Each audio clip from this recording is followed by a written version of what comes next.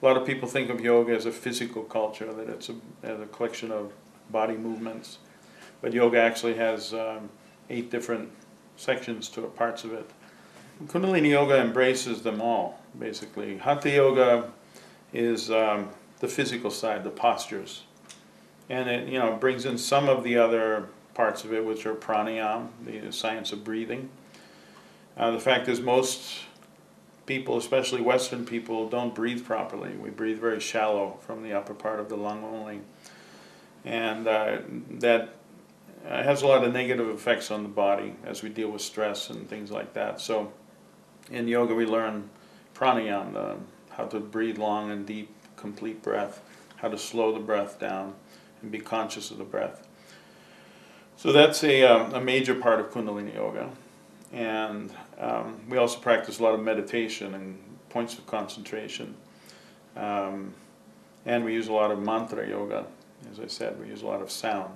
And so yoga is not just about posture, but it's about all of these things together. And hand positions, mudras, how they affect the body. And it all has to do with brain chemistry and the glandular system of the body to create a real state of health in the body. We actually have a very sophisticated system in our body. It's very well designed to be able to design our own consciousness, you can say, through the use of sound. In the body we have 8 parts that we create sound from.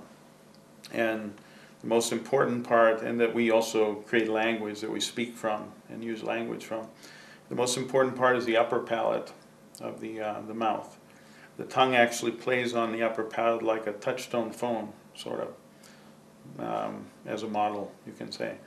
So if you have a particular affinity for a mantra or a prayer or something that it's a state of consciousness you want to dial into, by chanting that mantra over and over, repeating it, the tongue is actually dialing these meridian points in the upper palate, creating it triggers different parts of the brain in a certain pattern.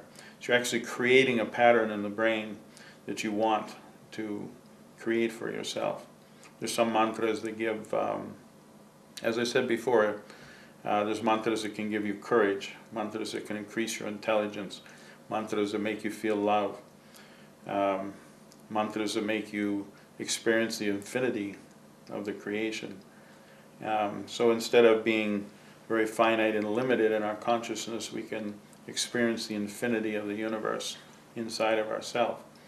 And these parts of the body that we use to create sound, these ancient yogis and saints and sages understood the science that by triggering certain parts of the brain chemistry, they could create a state of consciousness in the person by chanting these mantras. In a nutshell, that's how it works.